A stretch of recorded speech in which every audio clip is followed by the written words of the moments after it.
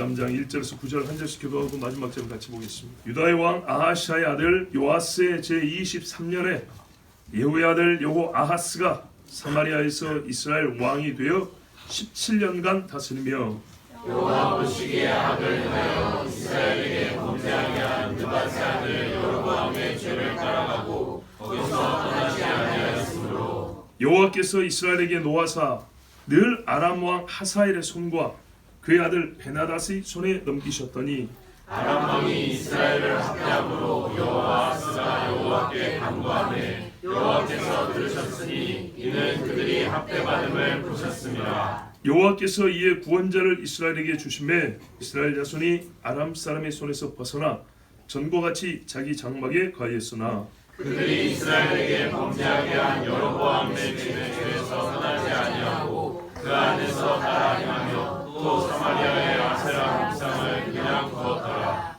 아람 왕이 여호아하스의 백성을 멸절하여 타작마당에 티끌같이 되게 하고 마병 50명과 병거 10대와 보병 10,000명 외에는 여호아하스에게 남겨두지 아니하였더라.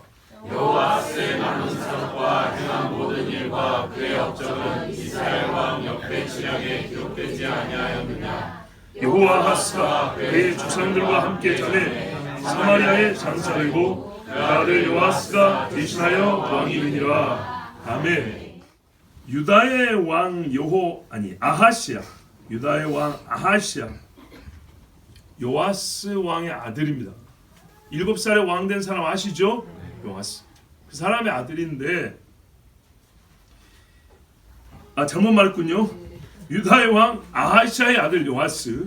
아하시아의 아들 요아스. 제가 잘못 말했습니다. 이 요아스가 23년 되던 때, 왕이 되어 23년 되던 때, 이 사람이 몇 년 통치했다 그랬죠? 40년이요. 40년. 12장 1절 보세요. 요아스가 40년간 통치하냐 그랬죠? 자, 23살 때는 언제냐고요? 성전을 재건이 아니라 수리하고 보수할 때, 그때 23살 아니라 왕이 되고 23년. 맞나요? 맞죠? 네. 예, 저 6절에 보면 12장 6절에 요아스 왕 제23년. 자, 우리가 지금 3주 만에 듣다 보니까 보세요. 성경 안 읽으면 이렇게 된다니까요.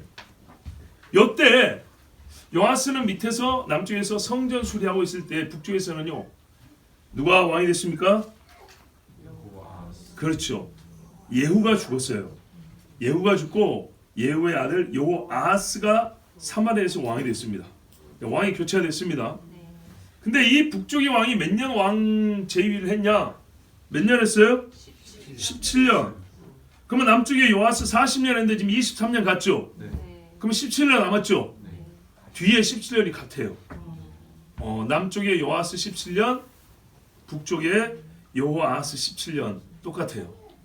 그런데 하나 참고할 게 있는데 10절에 보면 13장 10절 다음 주에 볼 건데 유다의 왕 요아스의 제37년에 여호아하스의 아들 동명이에요. 북쪽에 요아스가 왕이 됐다 돼 있죠.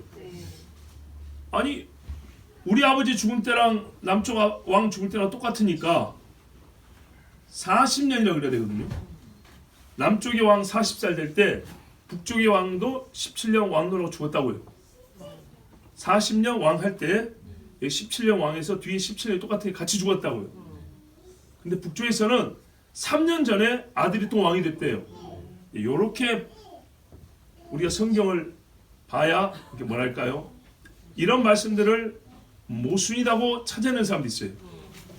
왜 3년에 일찍 왕이 됐냐고. 어떻게 이해하면 돼요? 공동통치입니다. 예, 공동통치. 그래서 아버지는 17년이 되어서 죽었는데 14년쯤 되었을 때 아들이 뒤에 3년을 같이 통치한 겁니다. 아시겠죠?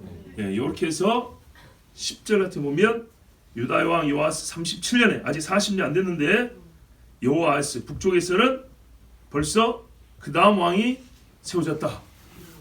앞에 왕이 아직 3년 남았는데 3년은 공동통치다.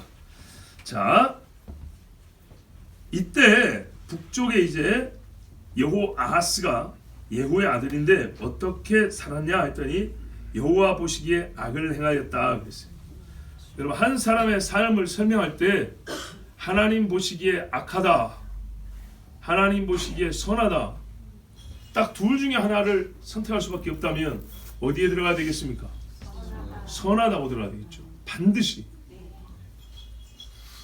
근데 왜 악을 행했냐 했더니 이 사람이 배우기만 잘 배웠어도 이렇게 악을 안 행할 수 있었대요. 이스라엘에게 범죄하게 한 느바세 아들 여로보암의 죄를 따라가고, 북이스라엘을 세울 때 여로보암이 죄를 짓고 나라를 세웠어요. 베델과 단에 금송아지 세운 죄 말입니다. 요거를 그대로 따라가고 거기서 떠나지 아니함으로, 자기가 세운 것도 아닌데 이 못된 거는 잘 따라갑니다. 금송아지를 세운 다음에 광야에서와 똑같이 하나님이라고 불렀어요. 물론 그 중에는 다르게 부르는 사람도 있었겠죠. 근데 사람들 듣기 좋게 이게 너희를 구원한 하나님이다 이렇게 불렀어요. 출애굽기를 안 읽은 모양이에요. 성경을 읽으면 이게 2단 중에 상이단인 걸 금방 알 수 있죠. 성경에 없는 백성이라는 얘기입니다.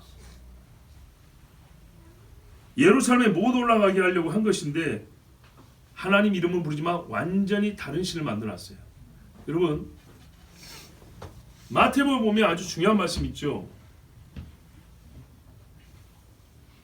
주님이 오셔가지고 심판하는 이야기가 나와 있는데, 그때 많은 사람이 주님 앞에 와서 말하냐면, 주여 주여 우리가 주의 이름으로 귀신도 쫓고 주의 이름으로 권능을 행하였나이다. 근데 주님이 뭐라 그랬죠? 나는 너를 모른다 그랬는데, 그죠? 나는 너를 모른다 그러면서 뭐라 하냐면, 하늘에 계신 아버지의 뜻대로 행하는 자라야 나에게 합당하다 이렇게 말했어요. 그런데 여러분 생각해 보자고요. 요한이 예수 이름으로 귀신 쫓지 말라고, 그 이름 쓰지 말라고 한 적이 있었죠. 주님이 근데 뭐라 그랬어요? 내 이름으로 귀신을 쫓고 나를 반대할 사람이 없다. 자, 예수 이름으로 귀신 쫓는 게 하늘에 계신 아버지의 뜻인가요, 아닌가요? 맞죠. 그래서 예수님이 오셔가지고 고치고 가르치고, 그렇죠. 고치고 가르치고 귀신 쫓아내고, 제자들에게도 내 이름 와서 귀신 쫓아라, 병 고쳐라, 그랬죠. 여러분, 예수 이름으로 권능을 행했다, 귀신 쫓는 게 포함됩니다. 병을 고쳤다. 그런 것을 하늘에 계신 아버지의 뜻이 아니라고 하면 어떻게 합니까? 자, 여러분, 여기서 혼란을 우리가 좀 느껴야 됩니다. 보세요. 하늘에 계신 아버지의 뜻이 뭐냐면 예수님이 이 땅에 와서 귀신을 쫓았다고요. 병을 고쳤다고요. 본인이 제자들한테 그거 하라고 보냈다고요. 그리고 그렇게 하는 사람, 제자 아닌데도 그렇게 하는 사람 그대로 내두더라고 그랬다고요. 요한이 건방지 가서 하지마 그러니까 네가 먼저 하지 마라 그래. 내 이름으로 귀신 쫓는 거 누구라도 믿으면 하는 거지. 그게 아버지가 나를 보낸 뜻이야 이렇게 말했다고 예수님이. 하나님의 뜻 아니에요? 우리가 예수 이름으로 귀신을 쫓습니까? 예수 이름으로 병이라 고칩니까? 아무것도 못하는 주제에 말이죠. 이 교리적으로만 따지는 문제 아니고 진짜로 진짜 실제로 예수 이름으로 더러운 시간 할 때 나왔단 말이에요. 아니 이보다 대단한 일이 어디 있고 이만큼 주님을 따르는 일이 어디냐고요. 성령이 함께한 증거 이렇게 큰 게 어딨냐 이 말이죠. 이거를 분명히 이전까지 24장 오기 전까지는 누구도 의심하지 않았어요. 하늘신 아버지의 뜻이라는 걸. 그죠? 거기한테 돈 1,000원 넣어준 걸 가지고 이런 거 해봐야 이렇게 말한 게 아니고 예수 이름으로 귀신 쫓고 병 고치는 거, 이 어마어마한 사건을 가지고 주님이 지금 아버지의 뜻을 논했다고요.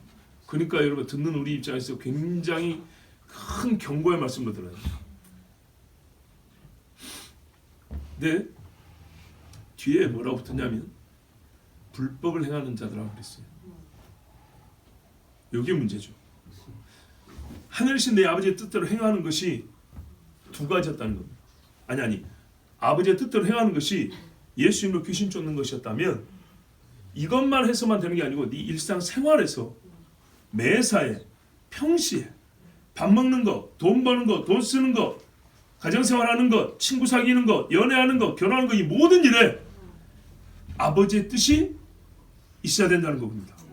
아버지의 뜻대로 행해야 된다는 얘기입니다. 그러지 않으면 어떻게 되냐? 내가 행할 능력 귀신 쫓을 능력을 줬는데 네가 그 귀신을 쫓아서 내가 영광을 얻은 건 맞아요. 왜? 누군가는 귀신 나가서 건강을 얻었으니까. 그러다 할지라도 바울이 말했어요. 내가 남은 구원하고 나는 버림받을까 두렵다 그랬죠. 그게 그대로 그 사람한테 가는 겁니다. 왜냐? 그 사람 본인은요 위선자였기 때문입니다.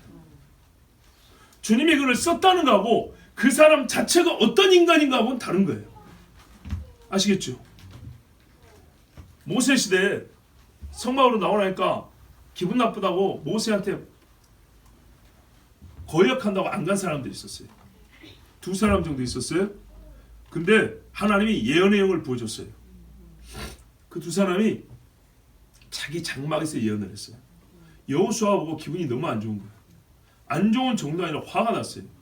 아니 저런 놈들에게 예언의 영을 부어주면 어떡하냐고. 어떤 인간들이에요? 모세를 거역한다는 말은 하나님 주신 율법을 거역하고 이 백성을 지금 마귀의 앞잡이 돼서 끌고 가는 그런 무리 중에 머리 되는 사람들이란 말이죠. 고라단과 같이. 근데 그 2사람이 안 나왔어요. 거역한다고 안 나온 거예요. 그런데도 불구하고 하나님이 그들에도 똑같이 예언행을 부어줘서 자기 장막에서 예언을 하더라는 거예요. 대단하죠? 오늘 누구 집에서 예언했다 하면 소문나고 난리 났을 겁니다. 그래서 여호수아가 화가 났어요. 모세한테 가서 저 못하게 그치게 할까요? 하지 말라고 할까요? 그랬더니 모세가 뭐라 했어요? 아니 하나님이 주신 거를 내가 어떻게 하겠냐? 네가 뭐라고 그걸 하지 마라 하라 하겠냐?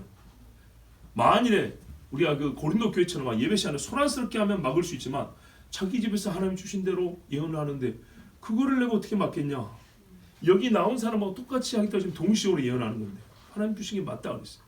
그런데 여러분 하나님이 예언하게 하셨다고 해서 그 사람들 구원받았습니까? 천만의 말씀이죠. 사울 왕이 처음에 왕 되기 전에 예언했던 거 아시죠? 그래서 속담에 사울도 기스의 아들도 예언자 중에 있냐? 이랬다 그랬죠. 그래서 예언해서 어떻게 됐습니까? 구원받았습니까? 귀신의 종 노릇하고 마지막에 그렇게 죽었죠. 봐보세요 여러분. 사울 왕이 다윗 앞에서 울었습니다.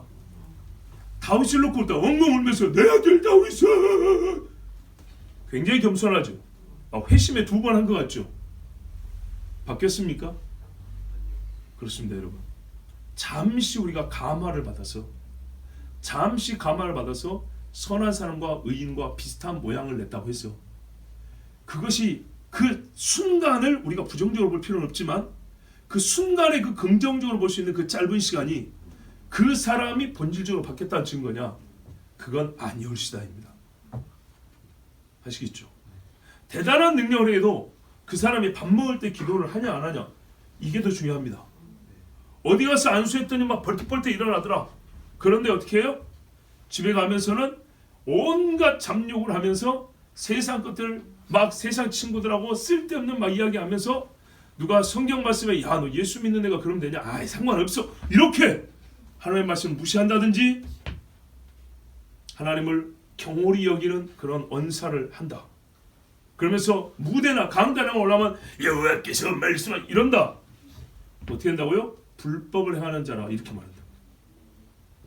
예수 이름으로 귀신을 쫓고 권능을 행하는 분명히 하나님의 뜻인데도 불구하고 그 뜻이 그의 속에서부터 정말 그의 변화된 속에서부터 일치되어 나오지 아니한다면 우리 지금 말했대요. 불법을 행하는 자라 내가 너를 모른다 그랬어요. 예언의 영을 부어준 적은 있어도 내가 너를 구원한 적은 없고 내 이름으로 능력을 행할 수 있도록 내가 너를 쓰기는 했으나 너는 나에게 마음을 바친 적이 없어. 나는 너를 모른다 그랬다고요. 너무너무 중요한 사실입니다. 그래서 여러분 사탄의 깊은 것 조심하라 그랬습니다. 자칭 유대인이라 하나 아닌 사람.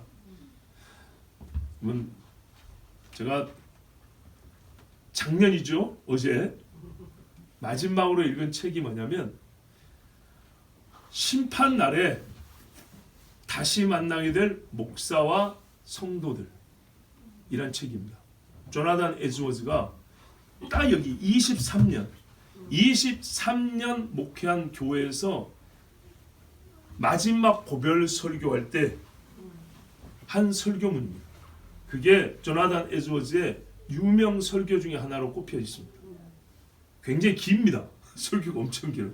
근데 조나단 에즈워즈 하면 18세기, 그러니까 1700년대 미국의 대붕운동을 이끌었던 사람이고 당시 그 세기에 최고의 신학자라고 인정받았던 사람입니다. 그런데 말입니다. 왜 그 설교를 했냐 하면 잘 보세요. 그분이 교회에서 쫓겨나게 됐기 때문입니다. 최고의 설교자고 최고의 신학자고 최고의 저술가고 최고의 부흥자였습니다. 그런데 왜 쫓겨났냐?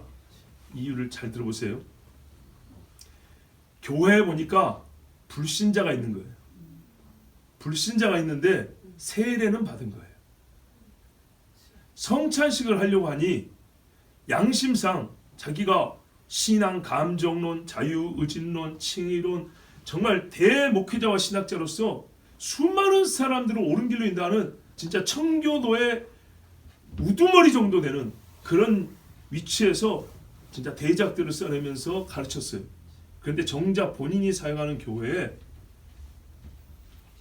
어딜 가나 100% 다 믿는 사람이 있을 수 없지 않겠어요? 그런데 불신자와 아직 너무 어린 자들이 생각보다 많은 거예요. 그런데 20년 동안 성찬식을 다 줬어요. 근데 마음에는 걸렸던 거예요. 가시적 표, 예수 믿는 신앙의 실제 삶이 있는 사람만 성찬을 주고 싶었던 거예요. 예수님이 가룟유다에도 줬잖아요. 그렇기 때문에 저 개인적으로는 그렇게 엄격하게, 그 정도로 엄격하게는 안 해도 된다고 저는 또 생각을 해요. 그런데 왜냐하면 그거를 기준을 정확히 우리가 정하기도 어렵거든요. 근데 어쨌건 조나단 에드워즈가 본인이 그렇게 쓴 글과 수많은 성경 가르침을 자기 스스로 모순되지 않기 위해서 자기 딴에는 이제 23년이 됐으니까 정말 예수 믿는 표가 확실한 사람한테만 성찬을 주고 싶었어요. 그거를 교회 앞에 선포를 했어요. 23년 만에. 근데 교우들은 그렇게 생각 안 했어요. 다른 문제가 아니었고요. 신학적 문제였어요. 그래서 투표를 했어요. 230대 23. 10분의 1이 나왔어요. 그래서 사임이 아니고 해임이 됐어요. 해임. 네. 23년 여러분 조나단 에드워즈는 저 같은 사람 비교가 안 되는 사람입니다. 인간적으로 그런 분이 우리 교회 목사라는 자체가 영광이 되는 사람입니다. 그런데 그 교회에서 230명 대 23, 10분의 1로 통합을 하면 11대 1이죠. 11분의 1이죠. 하여튼 진짜 10대 1로 그래가지고 23명만 조나단 에드워즈에게 찬성하고 230명이 반대를 했어요. 이제 둘 중에 하나를 찍으라니까 그렇게 된 거겠죠. 중간적 입장도 있었을 것이고 고민하는 사람도 있었을 겁니다. 그런데 여러분 저 역시 조나단 에드워즈가 정확히 어떻게 자기의 입장을 전달하고 주장했는지 그 말 그대로 원고를 본 적이 없기 때문에 판단하기는 어렵습니다.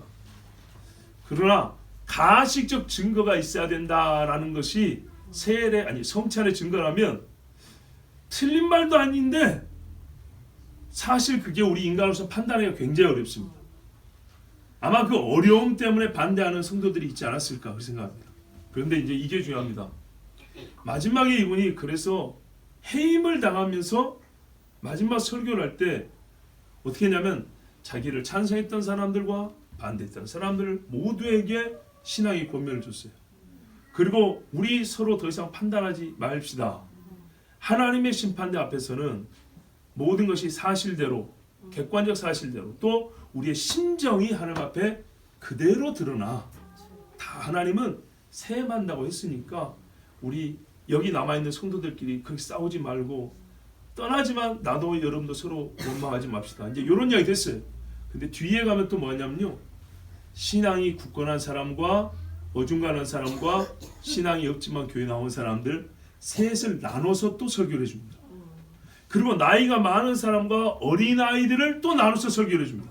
그러니까 이 마지막 설교에 자기 교인들을 분류할 수 있는 여러 가지 분류법으로 한 사람도 빼놓지 않고 다 하나님 말씀을 전해주고 싶었던 거예요. 처음에는 찬성한 자 반대한 자, 그 다음에 믿음이 좋은 사람 믿음이 없는 사람, 그 그리고 나이가 많은 사람, 나이가 적은 사람 이렇게 다 나눠서. 근데 여기서 주목할 부분 제가 지금 길게 말해서 죄송한데요. 믿음이 없는 자에 대해서 이제 마지막이니까 대놓고 설교를 했어요. 우리 중에는 믿음이 없는 사람이 있습니다. 그랬어요. 생각보다 많습니다. 200 몇십 명 교인 중에.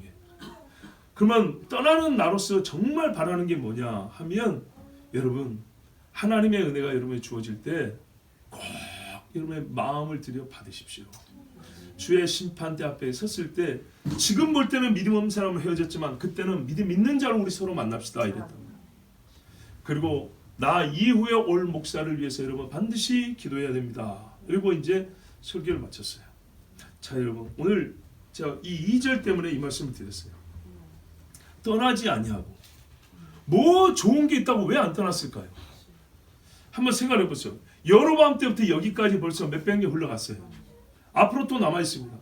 근데 앞으로도 남아 있는데 놀랍게도 이스라엘 역사, 북이스라엘 역사 중에 말입니다. 금송아지를 없애거나 아사라 목상을 없앤 왕이 한 명도 없어요. 한 명도. 놀랍지 않습니까? 어떻게 그러면 못 났을까요? 왜 한 사람도 야 저게 없으면 어떨까? 뭐 믿음이 아니어도 좋아요. 우리나라가 지금까지 이렇게 힘들게 살아오고 있는데 본래 이스라엘이 그런 나라가 아니지 않냐? 그런데 왜 우리가 이렇게 지금 10지파가 모였는데도 저 밑에 유다만 못할까? 선지자들이 하는 말이 금송아지 하던데 옛날에 엘리야도 저것 때문에 싸우고 피 흘리고 했다는데 믿음이 없더라도 혹시 이런 마음 갖고라도 한번 잠깐만 없애볼까? 이런 생각 못 해볼까요?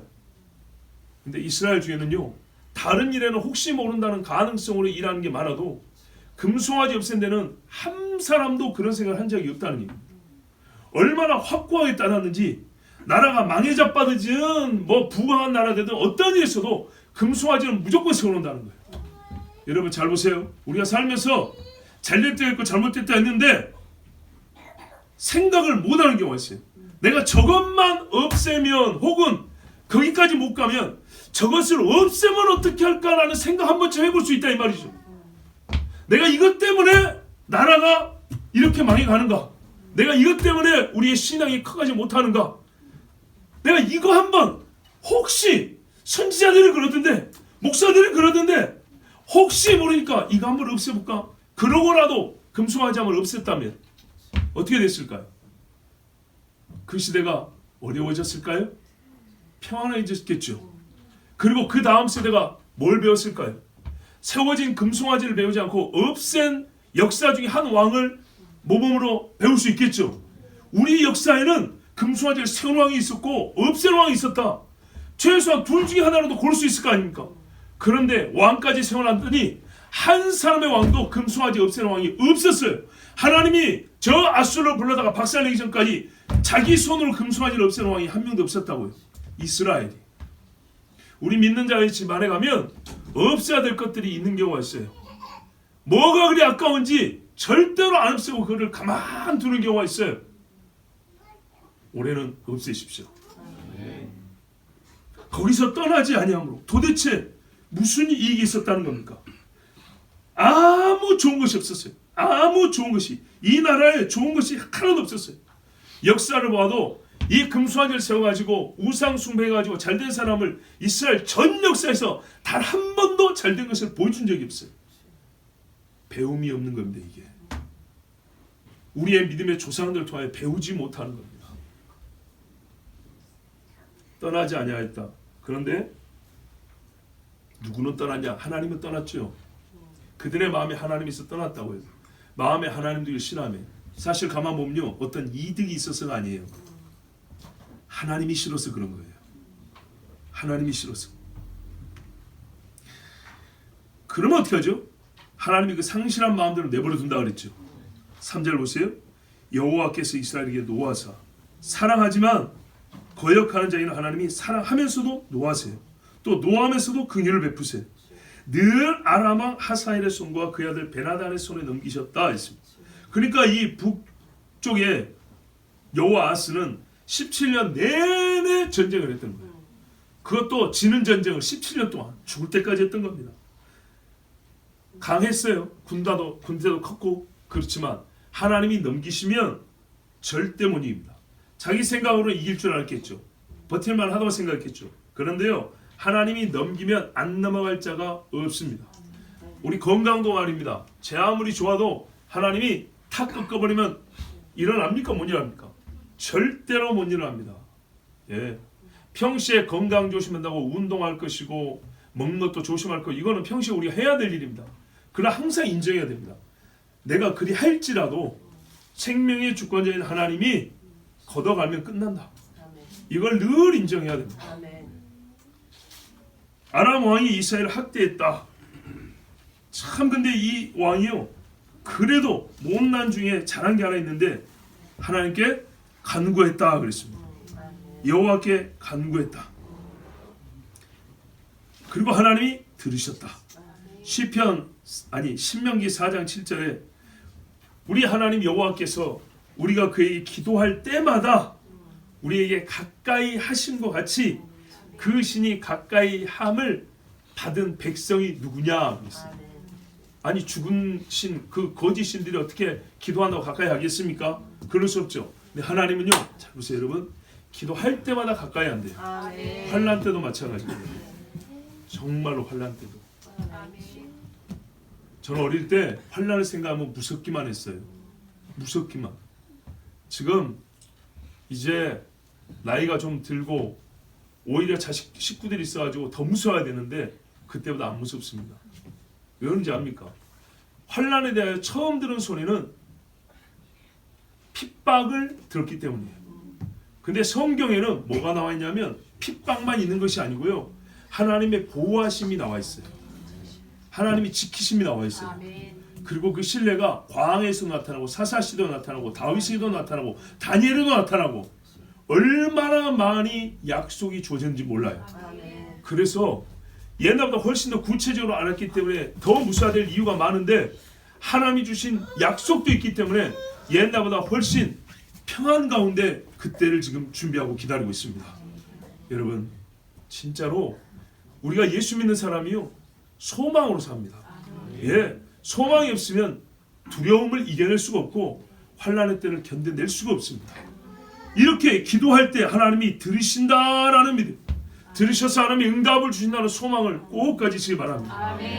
하나님이 보셨어요. 레위기 26장 2절에 내가 야곱과 맺은 내 언약과 이삭과 맺은 내 언약을 기억하며 아브라함과 맺은 내 언약을 기억하고 그 땅을 기억하리라. 아멘.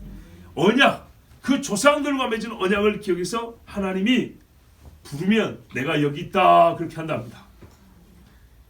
그래서 여호와께서 이에 구원자를 이스라엘에게 주심에 이스라엘 자손이 아람 사람의 손에서 벗어나 전과 같이 자기 장막에 거하였다. 이 한 구원자가 누군지 모르겠어요. 사람인지 천사인지 모르겠는데 뒤에 가보면 이 여호아스의 아들 요아스가 와요. 이 요아스 때쯤에 엘리사가 죽습니다. 지금 엘리사 살아있습니다. 아직까지 굉장히 오래 삽니다. 그러면 혹 엘리사였는지, 근데 누군지는 모르겠지만 이제 드러난 것을 보면 이 왕이 죽고 그 아들 요아스 때 엘리사가 이제 죽는데 가서 어떻게 합니까? 이스라엘의 병거와 마병이 하고 막 울잖아요. 근데 화살을 들고 창밖으로 쏘라 그랬잖아요. 3번을 쐈어요. 근데 엘리사가 마지막 힘을 다해서 성질을 내죠. 5번을 쏴야 될 것이다 그러잖아요. 5번을 쐈으면 아람을 완전히 없앴을 것인데 3번밖에 못 이겨갖고는 안 된다고. 그러나 하여튼 3번 쐈으니까 3번 이기게 해준다. 하나님이 그 약속을 줬어요. 그래서 이 요아스가, 북쪽에 이제 동명의 요아스가 자기 아버지 때 뺏겼던 땅을 다시 일부 찾아옵니다. 혹 그때를 말한 것일 수도 있어요. 자, 하여튼 분명한 거는요, 기도하였더니 하나님이 한 구원자를 주셔가지고 전과 같이 자기 장막에 거하였다. 야, 이게요, 그 고통이 얼마나 큰지 알 수 있어요. 장막에 살 수도 없는 지경으로 피난을 떠난 사람이 많았다는 겁니다. 계속 쳐들어오니까, 혹시 거둘 때마다 쳐들어와, 기분 나쁘면 쳐들어와, 뭐 바치라고 안 바치면 쳐들어와, 시도 때도 없이 오니까 일반 성에 있는 사람들이 살 수가 없어서, 보세요, 나 떠들어 생활하다가 그 손에서 벗어나니까 자기 장막에 거하였다. 그러면 여러분 나라가 어떻게 됐겠습니까? 모든 게 다 붕괴됐겠죠. 진짜 우리 서울 시민만 하더라도 집 없이 떠돌아다니는 생각을 해보세요. 나라가 언제 설 수 있겠습니까? 여러분 집에 거하기만 해도 참 행복입니다. 집에 있기만 해도. 가장 기초적인 삶의 근거를 상실하게 만든 것, 이게 집 없이 떠돌아다니게 하는 거죠. 우리가 아무리 밖에서 힘든데도 돌아와 머물 집이 있어야 되는데, 돌아와 머물 집이 없다는 것은 요 점이 없으면 계속 도는 거죠. 그래서 쉼이 없다는 겁니다. 쉼이 없다. 내 아버지 집에 쉼이 있다. 우리 인생길을 그래서 나그네 길 합니다. 결국에는 아버지 집에 가야 쉬는 거죠. 그들이 이스라엘에게 범죄한 여로보암의 저에서 떠나지 아니하고 그 안에서 따라 행하더라. 이렇게 구해줘도 여전히 여로보암의 죄 그 안에서 머물더라는 거예요. 그러니까 보세요. 기도해서 하나님께 구원해주고 우리 장막으로 다시 돌아가 줬는데 우리가 구원 못 받는다고? 우리를 구원 안 시킬 것 같으면 하나님이 우리 집에도 안 들여보내줘야지. 미우면 밥도 안 줘야지. 이렇게 밥을 많이 주는데 우리를 구원 안 한다고? 오늘도 내가 만나를 2끼나 먹었어. 그런데 내가 구원을 못 받는다고? 구원받은 증거 아닙니다. 이 사람들이 아람 손에서 잠시 벗어났다고 해서 안심할 것이 아니고, 그래서 보세요. 불법을 하잖아요. 평시의 삶을 보라니까요. 다시 아세라 목상에 절하고 떡 갖다 바치고 집에 돌아와서 아세라에 감사합니다. 이 짓을 했어요. 번역에 따라 아세라 목상에 나가지 않고 숲이라고 합니다. 작은 숲. 숲속에 있었죠. 목상입니다. 목상. 나무로 만들고 또 이 나무상이 여러 개 군집을 이룬다면 우상 숲이라고 볼 수도 있겠죠. 실제로 여러분 돌로 숲을 만들듯이 쌓아놓은 데도 보셨습니까? 저기 남한산성에 가면 어마어마하게 쌓여져 있습니다. 보셨어요? 셀 수 없이 많습니다. 홍수 나서 싹 쓸어버렸으면 좋겠네요. 이 사람들 하나님을 경외하지 않았어요. 잠시 주는 이득만, 평화만 얻고 하나님을 다시 버렸어요. 그러면 어떻게 될까요? 하나님이 다시 그들을 버리십니다. 하나님은 먼저 버린 일이 없습니다. 절대로. 사람이 하나님을 버리면 딱 그만큼 하나님이 그를 버려요. 그럼에도 불구하고 사랑해서 매를 치고 해서 데리고 올 때 있는데요. 찬송가 이렇게 하십시오. 멀리 갔더니 피곤하고 고나다. 진짜입니다. 주님에게서 멀리 떠나갈수록 피곤합니다. 그 경험을 토대로 만든 복음성가가 몇 곡입니까 도대체? 내가 주를 처음 만난 날, 그리고 내가 주를 떠났을 때 등등. 자, 아람 왕이 여호아스의 백성을 멸절하여, 멸절이면 어떻게 하죠? 많이 죽였다는 것이기도 하면서 굉장히 잔인하게 죽였다는 말이 들어있습니다.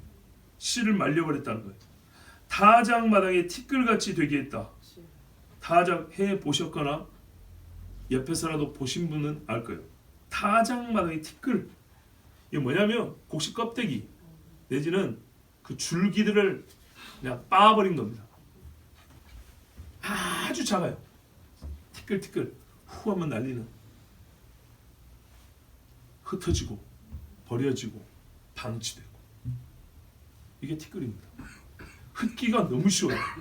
바람이 살짝 조금만 불어도 저물 날아가요. 티끌 하나와 하나 사이 간격을 이만큼 벌려놓을 수 있어요. 바람 좀만 불면. 이스라엘 백성 이렇게 만들었다는 겁니다. 거기다가 마병 50명. 마병 50명이 뭡니까? 그러니까 기마병 50명이라는 거예요. 병거 10대, 그리고 말했다가 달 전차는 10대, 보병 10,000명. 이것 딱 왕 경호원 정도밖에 안 되죠. 예, 왕 경호원 정도만 남겨놓고 국가를 지킬 수 있는 군대가 없습니다. 아주 정말 많이 봐줘야 사마리아 성 하나 지킬까 말까 할 정도만 남겨놓고 다 죽여버렸다는 얘기입니다. 이거는요, 숨통을 끊어놓을 수도 있는데 봐준 겁니다. 실제적으로는 숨통을 딱 쥐고 힘 조금만 더 주면 끝나는 건데, 이 남겨준 거는 상징이 겁니다. 내가 너 끝낼 수 있는데 남겨줬어, 그 말입니다. 실제로는 끝났다, 그 말이죠. 여러분 게임할 때 격투 게임 같은 거 보면 탭을 치죠. 이게 뭐죠? 내가 졌다죠. 근데 언제 이거 치는지 아십니까? 몇 초 더 지나면 죽을 것 같을 때 치는 겁니다.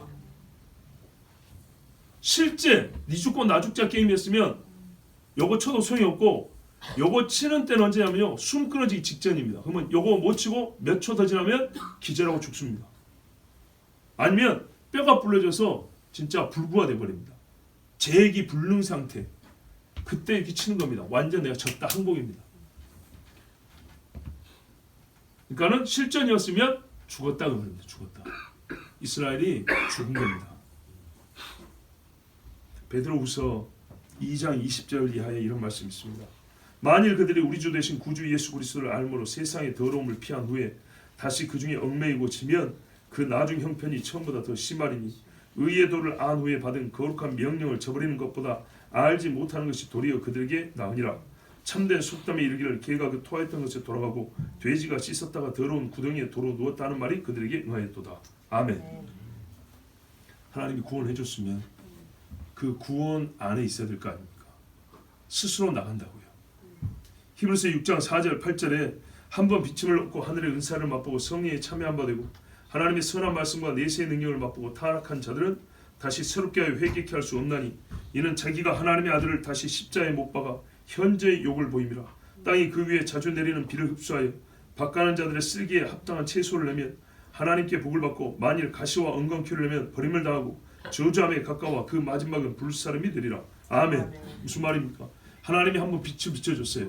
은사를 맛봤어요. 하나님의 선한 능력 다 알아요. 내세의 능력까지 알아요. 그걸 보고 얻고 그 다음에 타락했다는 거예요. 그럼 어떻게 했냐? 다시 새롭게 회개할 기회를 안 준다 그랬습니다.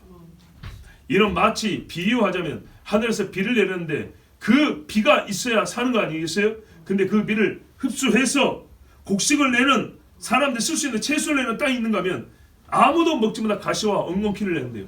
그 비를 가시와 엉겅퀴 내는데 쓴다고 말입니다. 하나님 말씀이 설교를 해주면 이 하나님의 말씀을 듣고 어디다 쓴다고요? 가시와 엉겅퀴를 내는데 쓴다는 얘기입니다. 그러면 어떻게 될까요? 불사름이 되리라 그랬습니다. 그 마지막은 불사름이 되리라. 다시 말씀드립니다. 이스라엘 왕 중에 한 사람도 금송아지를 없애지 않았습니다. 한 사람도. 그것을 정책으로 내세우는 사람도 없었고 자기의 사명으로 여긴 사람도 없었습니다. 영적 어두움은 계속 이어집니다. 할아버지가 예수 안 믿었다고 해서 아들도 예수 안 믿고 손자도 예수 안 믿고 할아버지가 11조 안 해서 아들도 11조 안 하고 제 손자도 11조 안 하고 할아버지가 감상할 줄 모르고 자녀도 감사할 줄 모르고 손자도 감상할 줄 모르고 저기 증조 할아버지가 맨날 욕하고 아버지가 욕하고 아들도 저주하고 손자도 맨날 남 비방하는 말만 입에 담고 살고 끊어야겠죠. 정말 끊어야겠죠. 여호와 아하스의 남은 사적과 행한 모든 일과 그의 업적은 이스라엘 왕 역대지라에 기록되지 않았느냐. 남은 사적이 뭐고 행한 모든 일이 뭘까요? 업적이랄 게 뭘까요? 아까 조나단 에드워즈가 말했죠. 하나님 앞에 우리가 다 섭니다. 오늘의 일을 우리가 다 판단하지 못할 때 하나님 앞에 선다는 것을 생각합시다. 그랬어요. 정말 그러면서 말하냐면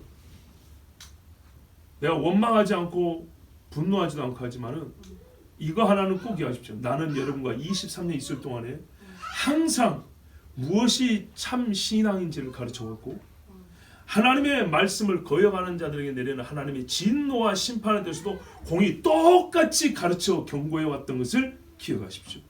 적어도 내가 하나님의 심판대 앞에 갔을 때 여러분에게 가르치지 않은 것이 있거나 틀리게 가르친 것이 있거나 그렇게 하여서 하나님과 여러분 앞에 내가 책망받을 일이 없기를 나는 그렇지 않게 하여 최선을 다해왔다는 것을 여러분이 아시니 혹 내가 나를 좋아하든 싫어하든 찬성하든 반대하든 누구든지 간에 실제로 내가 여러분에게 전했던 여호와의 말씀만큼은 꼭 기억하십시오. 이렇게 했었어요. 그런데 보세요. 엘리사가 지금 살아있습니다. 엘리사가 살아있는데 엘리사가 그 아버지까지 하나님의 말씀을 전했어요. 그런데 누가 들었습니까? 아합이 들었습니까? 아합의 아들이 들었습니까? 또 예후가 들었습니까? 예후의 아들이 들었습니까? 그 밑에 아들까지 가만 보니까요. 왕조는 바뀌었지만 얼추 하여튼 4대 5대예요. 4대 5대. 위대한 엘리사 선지자가 4명의 왕, 5명의 왕이 지나갈 동안에 생존해 있으면서 진짜 우리나라 엘리사 있으면 난리 나겠죠. 박이 터질고 엘리사 기도원 하나 세우면 진짜 지금도 아마 미어 터질 겁니다. 옛날같이는 못해도 그렇더라도. 그런데 말입니다. 이스라엘에 엘리사가 살아있었는데 죽일 궁리만 했지 이 엘리사 입에서 나온 하나님의 말씀 듣지 않았어요. 자, 그 4명과 5명의 왕 엘리사하고 똑같이 주님 앞에 섰어요. 어떤 심판을 받을까요? 여러분 잘 보세요. 의인들은 서로가 서로에게 영광의 빛이 되어줄 것이고 악인들은 서로가 서로에게 정죄의 증거가 될 것입니다. 성경에 이에 증거되는 말씀이 여러 군데 있어요. 에드워즈는 여러 성경을 찾아서 그걸 근거로 내고 설교를 했었어요. 결론은 어떻게 하자는 얘기냐? 정말 하나님 앞에 설 것이 제일 중요하므로 사람을 생각하지 말고 하나님 앞에 설 것만 생각하고 신앙생활 하자는 그 말이 있어요. 남은 사적 달라졌을까요? 여러분 잘한 일을 하고 있다면 계속 잘하십시오. 잘못한 일은 바로 끊으십시오. 고름이 살되지 않는다 했습니다. 그런데요, 잘한 일을 시작하면 어떻게 되냐? 개인적으로 입에 들어간 떡만 2개, 3개 들어간 것이 아니고요, 내 주변이 좋아집니다. 최근에 제가 귀한 표현을 하나 배웠습니다. 하나님의 나라는 보화와 같아서 밭에 감춘 보화와 같죠. 그럼 어떻게 해요? 모든 것을 다 팔아 그 밭을 살 것이요 그랬죠. 예, 존귀함에 있어서 밭에 감춘 보화 같은 게 하나님의 나라입니다. 근데 하나님의 나라는 또 어떤 능력이 있냐? 성경에는 똑같은 누룩을 2가지로 사용합니다. 하나는 죄의 파급력, 죄의 번짐. 하나는 하나님 나라의 확장. 누룩이 어떻게 해요? 퍼져가는 성질을 가지고 2가지로 씁니다. 죄에 대해서는 누룩을 제거하라 그랬고요. 하나님 나라에 대해서는요, 누룩이 어떻게 해요? 부풀어서 가루가 이렇게 부풀어가는 것. 이렇게 얘기를 했어요. 마치 그 뭡니까? 제일 작은 씨, 겨자씨 나무가 자라가지고 새가 거기 깃든다 한 것처럼 하나님의 나라는 이만한 가루 속에 보이도 않는 누룩이 요만한 게 있었어요. 근데 그 가루 속에 누룩이 있잖아요. 그러니까 이 누룩이 퍼져가지고 전체를 부풀게 한다는 거예요. 이게 하나님의 나라라고 말했어요. 하나님의 나라를 보호하로서 간직이에요. 땅속에 감춘 거 딱 하나 요만한 거. 근데 요거를 딱 잡았죠. 그리고 이 잡은 내가 누르게 되면요, 내가 있는 곳이 어떻게 한다고요? 하나님의 나라 퍼져간다고요. 내가 시집을 갔어요, 내 시댁에. 내가 장가를 갔어요, 처가에. 내가 직장에 들어갔어요, 우리 부서에. 내가 학교에서 학급에서 학생이에요, 우리 학급에. 여러분, 이런 일들이 있어야 됩니다. 남의 집은 잘 모르기 때문에 우리 집 이야기 안 하면 요 잠자는 놈 얘가요, 참 별 볼 없이 신앙생활 하고 있습니다. 가끔 애비를 많이 부끄럽게 합니다. 얼마 전에 그러더라고요. 목사님 같이 신앙생활 열심히 하는 분이 왜 정아가 잠자는 것을 그대로 내버려 두십니까? 그래서 제가 그랬죠. 안 내버려 두는데 말을 안 듣는다 그랬어요. 근데 이 잠자는 놈이 어떻게 하는지 압니까? 수요일날 학교에서 친구들이랑 여러분 무슨 공통과제니 뭐 연합 숙제니 뭐 그런 거 있죠. 뭐 그런 거 있어요. 그런데 내가 너의 거 뭐까지 하고 너희 거까지 하고 이것저것 더 책임져서 내가 이 시간까지 끝내고 나는 교회를 간다 그랬어요. 그때가 수요일이었어요. 학생이 일요일이 아니고 수요일날 교회를 가. 근데 한번 빠져도 되는데 우리 다 같이 숙제해야 되고 다 같이 막 해야 되고 네 맡은 부분 빠지면 이게 잘 안 되는데 혼자 빠진다고. 근데 나는 교회 가서 예배해야 돼. 애들이 얼마나 신나게 까지 끼는지 확 그냥 그거 됐겠죠. 그러나 힘을 쓰지 않냐고 웃으면서 할 것을 미리 부지런히 더 열심히 해서 그걸 다 맞춰놓고 교회를 왔다는 얘기 들었어요. 공부 못해도 괜찮다. 좀 졸아도 그 정도 정신이면 괜찮다. 그래서 제가 늘 하는 말이 있습니다. 르우벤처럼 장자의 영광을 빼앗기지 마라. 어리석은 자 중에 어리석은 에서처럼 장자의 분깃을 빼앗기지 마라. 하나님이 첫째 아들로 태어나게 한 이유가 있고 거기에 주신 영광이 있다고 그랬어요. 그 속사람의 아름다움을 지키라 그랬습니다. 여러분, 우리가 하나님 앞에 섭니다. 정말 역대 지략에 기록되지 아니하느냐. 뭐가 기록이 될까요? 사람들은 왕으로서 이리저리 기록하겠지만 하나님 나라에 우리 행위를 기록한 책이 있다고 했습니다. 오늘 지금 이거 그대로 기록되어 있습니다. 정말로 믿으십시오. 아예 안 믿으면 예수 믿을 이유가 없어요. 나는 믿습니다. 여호아하스가 그의 조상들과 함께 잠에 사마리아에 장사되고 그 아들 요아스가 대신하여 왕이 되니라. 결국 죽고 썩습니다. 썩는다. 참 요 며칠 새 제 마음에 계속 떠나지 않는 말입니다. 썩는다. 그 이전의 모습을 찾아볼 수 없고 능력도 영광도 아무것도 없어지는 걸 썩는다. 우리가 인간으로 태어나면 주님 오실 때 죽으면 그 전에 죽으면 다 썩습니다. 제 아무리 유명한 사람도 죽습니다. 희한합니다. 안 늙을 것 같은데 몇 년 지나서 거울 한번 보십시오. 여러분 엘리야가 죽었습니다. 다윗도 죽었습니다. 바울도 죽었습니다. 안 죽을 분 손들어 보세요. 없죠. 하나님이 사랑한다는 다니엘도 죽었습니다. 안 죽는 사람 어디 있습니까? 곧 그날이 옵니다. 신앙의 개혁을 했던 칼빈도 60을 못 살고 죽었습니다. 아십니까? 60을 못 살고 죽었어요. 하나님이 일찍 데려가셨습니다. 셀 수 없이 많은 사람들이 순교하여 죽고 또 자연적으로 하나님이 수명에 대해서 데려가 죽었습니다. 우리도 누구든지 우리 중에 먼저 간 사람에 대해서는 서로 그 사람에 대하여 말을 할 것입니다. 사람이 사람에 대하여 말할 때도 영광스러운 건더기가 잡히지가 않는다. 국자로 떴더니 영광스러운 건더기가 없다 할 때 과연 하나님 앞에 갔을 때 얼마나 하나님이 그를 상주고 칭찬할 말이 있을까요? 그 점에 대해서는 우리가 연초부터 심각하고 진지하게 생각해야 합니다.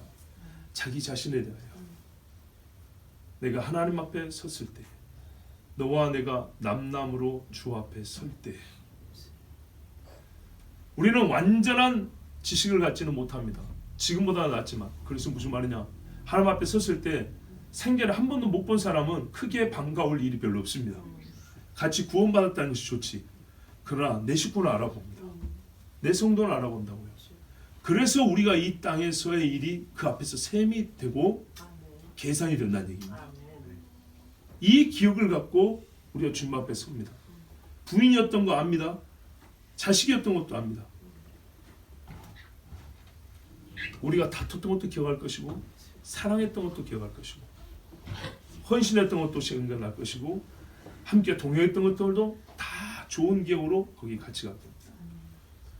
그때 내가 생각한 것만치 주님이 똑같이 기록을 해주셔야 되는데 내가 생각한 거하고 주의 기록과 다르다면 얼마나 무섭겠습니까? 역대 지략이 기록된 거하고 하나님 나라에서 여호아하스에 기록된 거하고 같을까요? 여호아하스가 장사되었습니다. 만물은 처음 생명이 나고 죽어 썩습니다. 여호아스에게 왕위를 물려줬는데 정치적으로 왕위만 물려준 게 아니라 영적 유산도 같이 물려갔습니다. 그 아들 요아스도 똑같았습니다. 우리가 살아있는 것을 물려준다면 썩을 것, 썩어가는 것을 물려주지 말고 살아있는 생명을 물려준다면 나의 자식들도 생명을 얻을 것이요. 썩을 것을 물려주면 그놈도 썩을 겁니다. 모두가 우상 숭배 지배 아래 있을 때 이스라엘은 좋지 않았습니다. 갈수록 쇠락해졌습니다. 많은 믿음의 사람들이 똑같은 말합니다. 여호와를 경외하는 백성 흥한다. 하나님의 말씀을 따르는 나라는 강해진다. 영적으로 타락한 나라는 국력도 쇠락한다. 항상 맞는 말입니다. 하나님이 처음 만드실 때 가장 좋았습니다. 갈수록 안 좋아지고 있습니다. 죄를 지을수록 사람은 그 죄만큼 떨어집니다. 우상을 만들고 섬길수록 그 우상 수준만큼 떨어집니다. 좋아질 것이 하나도 없습니다. 그러나 하나님께 엎드려 죄사함을 구하면 생명을 얻고 다시 여호와를 경외하면, 여호와만 경외하면 하나님이 주시는 생명과 영광을 되찾습니다. 이거는 개인에게도 가정에도 교회도 국가에도 똑같습니다. 여러분, 저는 이 못난 왕을 읽어드리면서 첫째는 말씀 그대로 주의를 얻고 경고하고자 하며, 두 번째는 이와 같이 우둔하게 살지 말고 마지막 기껏해야 왕이라고 역대지략에 몇 줄 쓸 것도 없는 그 이야기를 남기지 말고 하나님의 나라의 행위로게 우리가 주를 섬긴 것과 주님 앞에 섰을 때 하나님이 우리에게 상 주실 증거가 채워지기를, 그렇게 한 해를 살기를 바라여 오늘 말씀을 전하였습니다. 우리 시간에 함께 기도합니다. 아버지 하나님, 만물이 썩어갑니다. 죄로 말미암아 썩고 죽습니다. 우리가 그러나 이 와중에 하나님을 경외하고 주님을 부릅니다. 생명의 주를 불러 생기를 얻고 더 강하게 얻어서 극히 큰 군대로 일어나 세상 더러움과 싸우고자 합니다. 아버지 하나님, 도와주시옵소서. 진실로 우리가 주님 앞에 섭니다. 아버지, 한 사람 한 사람 왕들, 감히 우리 평면 주제 우리가 지금 한 주에 한 명씩 왕을 판단하고 있습니다. 아버지, 왕을 근데 왕을 판단하는데 칭찬할 만한 왕이 없고 지켜 세울 왕이 없고 존경할 왕이 없습니다. 주님, 왕이라고 하여도 하나님 앞에서는 똑같은 사람일 뿐입니다. 목사라고 하여도 하나님 앞에는 신자냐 불신자냐 둘 중에 하나, 종이냐 종이 아니냐 둘 중에 하나입니다. 우리 모두가 주님 앞에 섰을 때는 각 사람이 자기 신앙대로 판단을 받을 것이고, 하나님의 말씀을 순종했느냐 불법을 했느냐에 따라서 판단을 받을 것입니다. 세상 기록에 누가 아무리 멋진 말을 써주고 기록을 남겨줘도 하나님 나라 행위록에, 하나님 나라 생명책에 기록되어야 우리가 아버지 영생을 얻고 또 하나님의 상을 받습니다. 진실로 나와 내 집이, 우리의 자녀들이 다 주의 책에 이름이 기록될 뿐만 아니라 너희는 나를 위해 살았다고, 정말 나의 말에 순종한 자라고 내가 너희를 기뻐하느라고 쓰여지는 주의 백성들 되게 하여 주시옵소서. 또한 이 나라가 여호와를 알게 하여 주시옵소서. 하나님을 알지 못하여 망하는 나라 되지 말고 하나님을 두려움으로 생명을 얻는 나라가 되게 하여 주시옵소서. 주여, 몸으로 기도합니다. 주여.